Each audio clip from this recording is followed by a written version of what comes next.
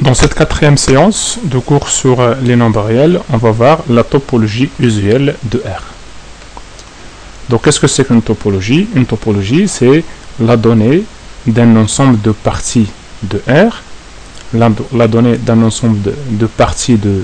En fait, ici, on considère l'ensemble R, mais sinon, on peut considérer n'importe quel ensemble. Donc, c'est la donnée d'un ensemble de parties de R qu'on va appeler les ouverts. Et on va voir en fait qu'est-ce que c'est qu'un ouvert dans R.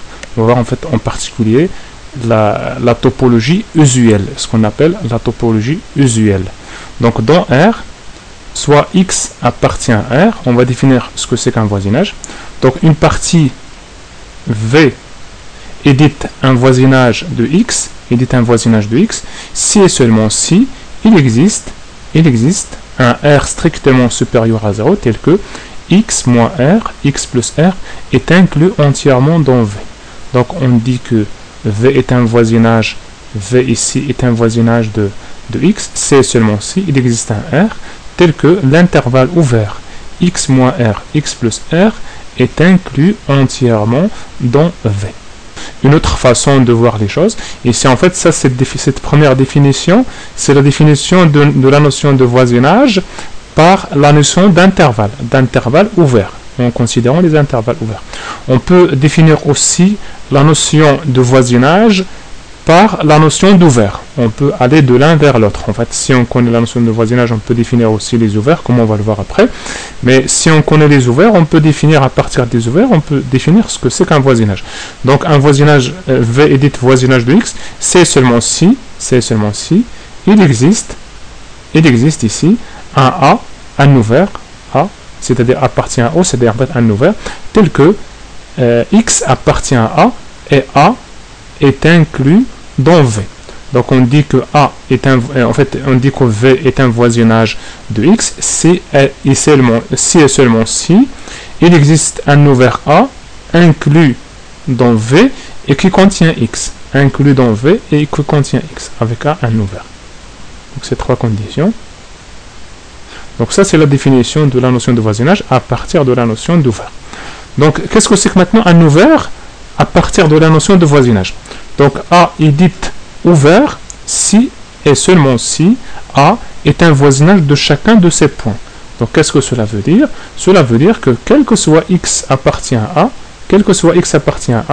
il existe un R strictement positif tel que X moins R, X plus R est inclus entièrement dans A. Donc c'est ça ce que ça veut dire, A un ouvert à l'aide de la notion de voisinage. Donc on va voir en fait après en fait ce que c'est qu'un ouvert dans le cas général.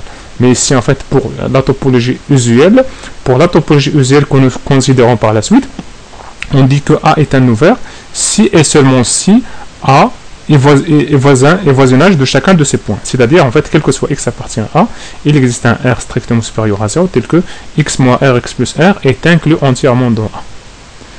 Donc il y a aussi une troisième notion, donc on a vu la notion de voisinage, la notion d'ouvert, et ici la notion de fermé. Donc en fait on peut constater ici qu'il y a une équivalence entre ces trois notions. De l'un on peut passer à l'autre. Donc qu'est-ce que c'est qu'un fermé? On dit que A est un fermé si son complémentaire, qu'on va noter AC, est un ouvert. Donc c'est quoi le complémentaire de A? Le complémentaire de A c'est ce qu'on va noter AC. Donc c'est égal à aussi, il est noté comme ça parfois, moins A.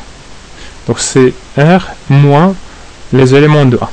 R moins les éléments de A, c'est ce qu'on appelle le complémentaire de A. Donc on dit que A est dit fermé si le complémentaire de A est un ouvert. A est dit fermé si son complémentaire est un ouvert. Maintenant, on va voir en fait les propriétés des ouverts. Donc, les propriétés des ouverts, en fait, c'est que la réunion d'ouvert est un ouvert, toute réunion d'ouvert est un ouvert. Donc, toute réunion d'ouvert est un ouvert. Toute intersection finie, et là je précise le mot fini, toute intersection finie d'ouvert est un ouvert. Et l'ensemble R et l'ensemble vide sont des ouverts.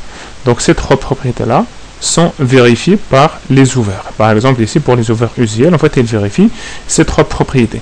Et normalement, en fait, ce qu'on fait d'habitude, pour définir une topologie. Donc qu'est-ce que c'est qu'une topologie sur un ensemble E quelconque?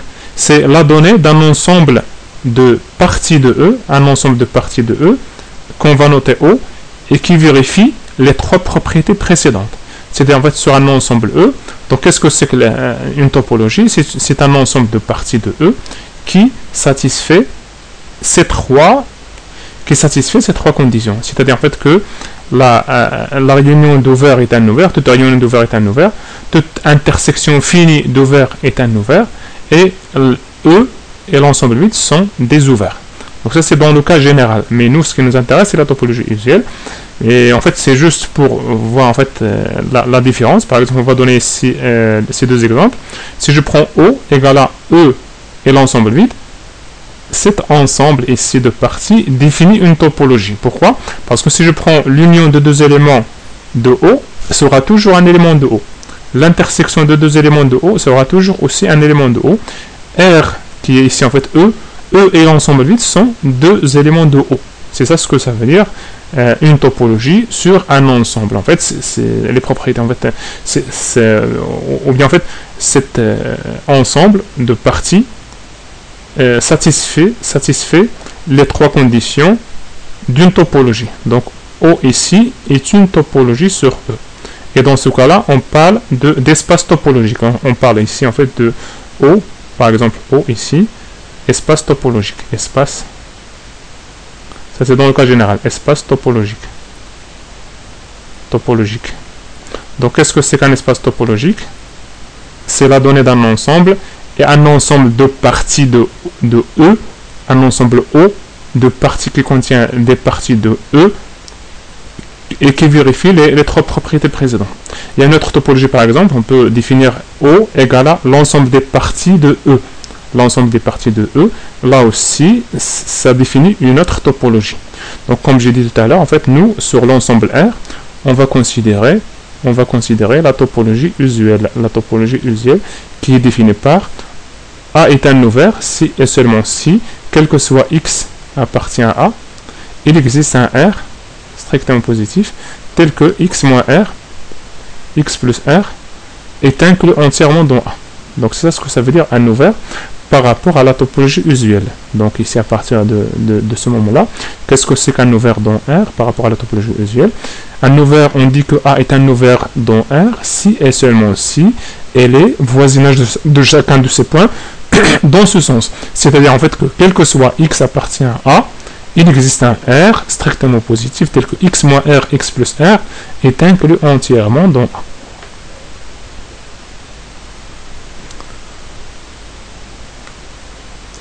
On va définir maintenant la notion d'intérieur. Donc qu'est-ce que c'est que l'intérieur d'une partie A? L'intérieur de A, c'est le plus grand ouvert inclus dans A. Le plus grand ouvert inclus dans A. Ici, on va le noter A0. A0. Il est naturel de voir en fait que A0 est inclus dans A. Il est inclus dans A, en fait, il est naturel parce qu'en fait, ici on a dit c'est le plus grand ouvert qui est inclus dans A.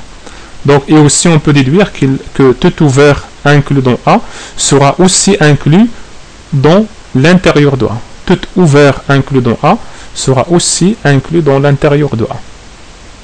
Donc on va voir ici cette proposition, une proposition ici. Qu'est-ce qu'elle dit cette proposition? C'est une autre façon de définir l'intérieur de A. X appartient à l'intérieur de A si et seulement si il existe un epsilon strictement supérieur à 0 tel que X moins epsilon, X plus epsilon, l'intervalle ouvert X moins epsilon, X plus epsilon est inclus entièrement dans A. Donc pour la démonstration dans les deux sens, dans le premier sens, X appartient à l'intérieur de A, puisque l'intérieur de A est un ouvert, donc c'est un voisinage de chacun de ces points. Cela veut dire qu'il existe un epsilon strictement supérieur à 0, tel que X moins epsilon, X plus epsilon est inclus dans l'intérieur de A. Or, on sait que l'intérieur de A est inclus dans A, parce qu'on a écrit ça là tout à l'heure. Donc, il existe un epsilon strictement supérieur à 0, tel que X moins epsilon, X plus epsilon est inclus entièrement dans A. Dans l'autre sens, donc si je suppose qu'il existe un epsilon strictement supérieur à 0, tel que X moins epsilon, X plus epsilon est inclus dans A, on a vu tout à l'heure que tout tout ouvert inclus dans A sera aussi inclus dans son intérieur. Or, x moins epsilon ici est un ouvert, x moins epsilon x plus epsilon ici est un ouvert, donc inclus dans A, donc il sera aussi inclus dans son intérieur. Et du coup, x appartient aussi à l'intérieur de A. Donc, maintenant, on va définir ce que c'est que l'adhérence. L'adhérence d'un ensemble A. Donc, qu'est-ce que c'est que l'adhérence d'un ensemble A? Tout à l'heure, on a dit en fait, on a défini l'intérieur d'un ensemble A. Et ici, on va définir l'adhérence d'un ensemble A. C'est le plus petit fermé qui contient A. Donc, on va le noter A bar. Donc, par définition, A sera inclus dans A bar. A sera inclus dans A bar. Par définition, c'est le plus A bar, c'est le plus petit fermé qui contient A. Donc, il contient A. L'adhérence ici contient A. Donc, en particulier, si F est un fermé qui contient A, il contient aussi son adhérence. Tout fermé qui contient A contient aussi son adhérence. Et là, en fait, on va donner une proposition ici, comme tout à l'heure pour l'intérieur. Là, on va donner en fait pour l'adhérence. X appartient à l'intérieur de A, si et seulement si, quel que soit epsilon supérieur à 0. X moins epsilon, x plus epsilon, intersection A est différent de l'ensemble vide. Donc pour la démonstration, donc on va faire par équivalence, x appartient à l'intérieur de A, cela équivalent à dire que x n'appartient pas au complémentaire de l'adhérence. Cela veut dire en fait que x n'appartient pas au complémentaire de l'adhérence. C'est une équivalence ici. Or, A bar est un fermé. Donc son complémentaire est un ouvert. Donc que veut dire maintenant x n'appartient pas à un ouvert? Par exemple, ici, en fait, on va rappeler la définition x appartient à un ouvert. X appartient à O veut dire en fait qu'il existe un epsilon supérieur à 0 tel que x moins epsilon, x plus epsilon est inclus entièrement dans O. Autrement dit que l'intersection x moins epsilon, x plus epsilon avec O complémentaire égale à l'ensemble vide. C'est ça ce que ça veut dire en fait. X moins epsilon, x plus epsilon inclus dans O. Cela veut dire en fait que l'intersection entre x moins epsilon, x plus epsilon avec le complémentaire de O égale à l'ensemble vide. La négation de ça, c'est quoi? X n'appartient pas à O, à l'ouvert O. Qu'est-ce que cela veut dire? Cela veut dire en fait que quel que soit epsilon supérieur à 0, x moins epsilon, x plus epsilon, intersection O complémentaire, est différent de l'ensemble vide. C'est ça la négation de ce qu'on vient d'écrire là. C'est ça la négation de ce qu'on vient d'écrire là. Donc c'est ce qu'on a écrit ici.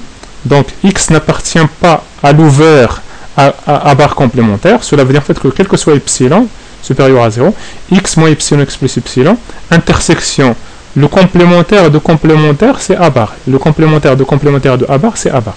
Donc ici, ça c'est le complémentaire de O. Donc c'est comme si je prends O ici égal à, pour nous en fait, pour notre cas ici, je vais noter avec une autre couleur. Donc c'est comme si j'ai ici le O. Le O ici c'est égal à A bar complémentaire. Et donc le O là, complémentaire, ça va être égal à A bar complémentaire. A bar complémentaire c'est A bar. Donc ici, x n'appartient pas à barre complémentaire, veut dire en fait que quel que soit epsilon supérieur à 0, x moins epsilon, x plus epsilon intersection A bar est différent de l'ensemble vide. Donc cela aussi est équivalent en fait de dire en fait ce qui va être différent par rapport à ici, c'est que ici on a A et là on a A bar. Ici on a A bar. Donc l'implication est évidente dans ce sens-là. Cette implication est évidente dans ce sens-là, mais pas dans l'autre sens. Donc pour l'autre sens, ça nécessite une petite démonstration. Et ici, en fait, on va utiliser le fait que, en fait, on va le faire dans une autre couleur. On va utiliser le fait que la distance entre x et A est égale à la distance entre x et A bar.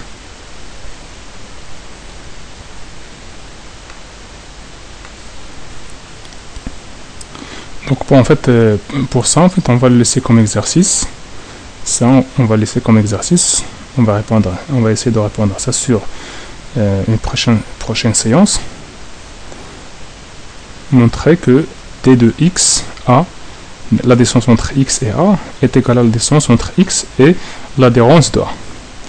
Donc ça, en fait, on va essayer de faire la démonstration dans ce sens ici. On va supposer qu'on a ça, qu'on a quel que soit epsilon supérieur à 0, x moins epsilon, x plus epsilon, intersection a bar égale à l'ensemble vide, et on va montrer ça, que intersection a est différente de l'ensemble vide ici. En fait, je répète, on va montrer que si on a quel que soit epsilon supérieur à 0, x moins epsilon, x plus epsilon intersection a bar est différent de l'ensemble vide, cela implique que quel que soit epsilon supérieur à 0, x moins epsilon, x plus epsilon, intersection a est différent de l'ensemble vide. Donc on va faire par absurde. Supposons par exemple, supposons que il existe un epsilon 0 supérieur à 0, tel que x moins epsilon, x plus epsilon, epsilon 0, plus epsilon 0, intersection a égale à l'ensemble vide. Donc qu'est-ce que cela veut dire? Cela veut dire que la distance entre x et a est supérieure ou égale à epsilon 0. Maintenant, on va considérer cette propriété. On a cette propriété est vraie quel que soit epsilon. En particulier, il sera vrai si je prends epsilon égale à epsilon sur 2. Donc, en fait, je vais avoir ici que x moins epsilon 0 sur 2, x plus epsilon 0 sur 2, intersection a bar, est différent de l'ensemble vide. Donc cela veut dire que la distance entre x et a bar est inférieure ou égale, plutôt en fait inférieure strictement, il va être inférieur strictement même, à epsilon 0 sur 2. Ce qui est absurde. Là, on a trouvé que la distance entre x et a supérieure ou égale à epsilon 0, et en même temps, on a trouvé que d de x, la distance entre x et a bar, est inférieure ou égale à epsilon 0 sur 2. Ce qui est absurde avec le fait que d de x, la distance entre x et a, est égale à la distance entre x et l'adhérence de a. Donc on a dit en fait il suffit maintenant de faire la démonstration de cet exercice. On va essayer de faire ça dans une prochaine séance. Donc comme ça se termine cette séance sur la topologie de R, cette 4e séance sur la topologie de R.